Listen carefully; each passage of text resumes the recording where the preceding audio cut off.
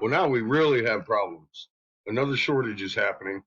It just happens to be tampons. But don't worry, I'll tell you, because, I kind of see things coming. I have a whole huge box of them. So if you need them, don't worry, I'm selling them for $39.95 a box. You have a good day. Why would China deny that Hong Kong was ever a British colony? I mean, they get their money printed by the same corporation we do. Crown Vatican DC Corporation. Uh-oh. Never fear. We got all this going on.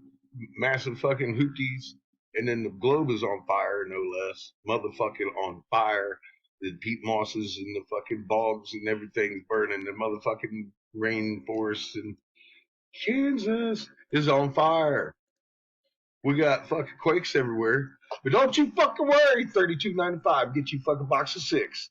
You have a good day.